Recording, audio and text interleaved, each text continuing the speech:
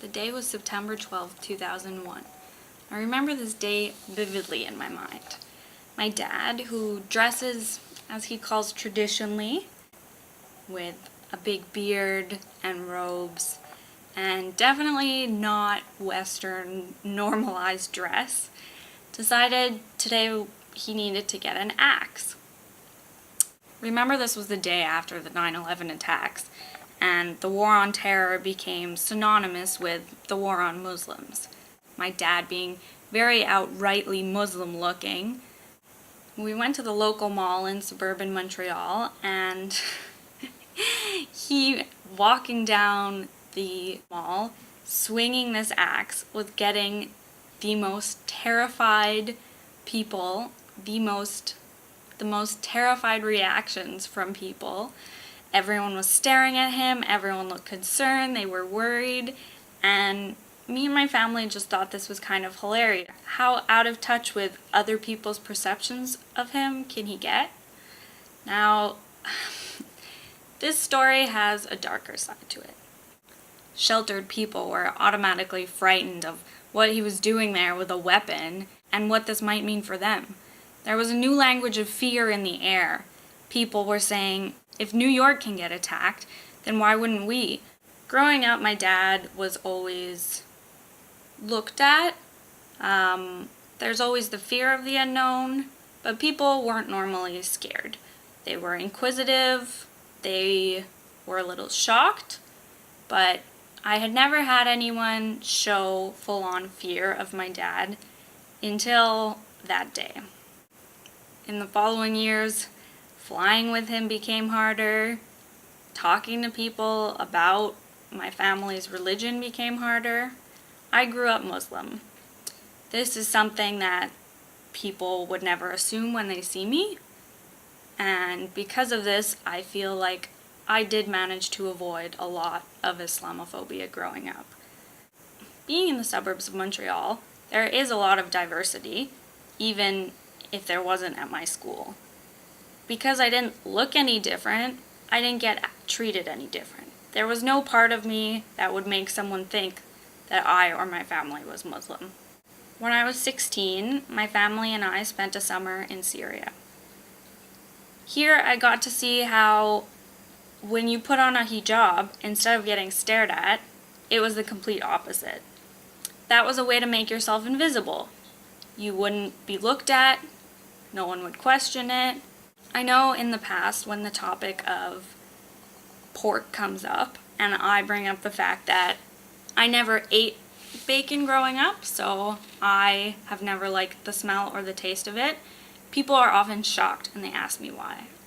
I've said it's because I have a Jewish family. It wasn't an outright lie because my dad's side of the family is Jewish and he converted to Islam. But the fact that being Jewish was more normal, and I knew I'd get less questions about it, so that was the route I chose to take. My sister doesn't even like to tell strangers her name.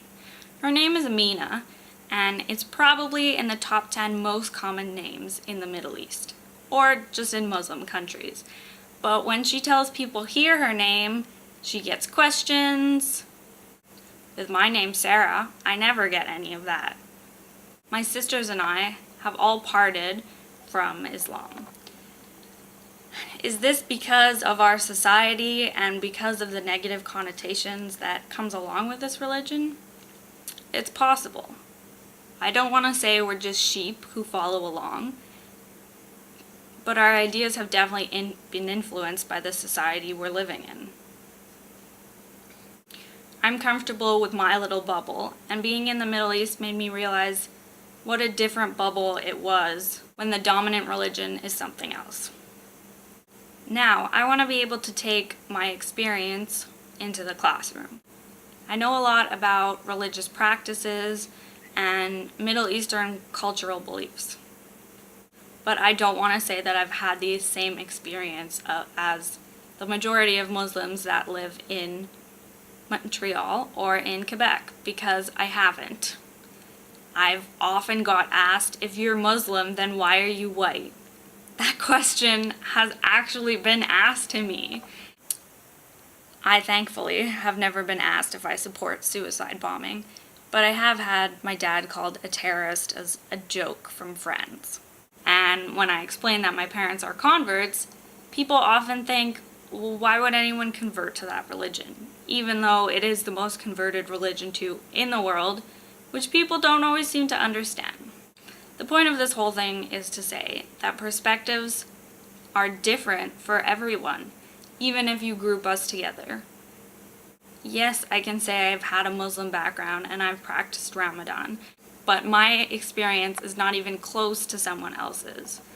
And realizing that this other is much more complex is something that we always need to teach our students. You are not defined by one characteristic of you. I hope what we can get out of this is that the other doesn't look a certain way and the other doesn't act a certain way. The other isn't even the other. It's your neighbor. It's your friend. It's not scary. The Middle East should not only be used for sensationalized news stories. There's a lot more going on than that. I've taken trips there. I enjoyed myself. There were beautiful tourist attractions. I went to go see a Crusaders castle. The history is rich. Unfortunately, a lot of the history in Syria is now gone, but that's something that everyone should be fighting to protect.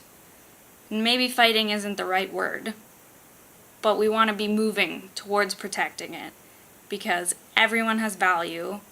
Every history and culture is important to understand if we hope to understand ourselves.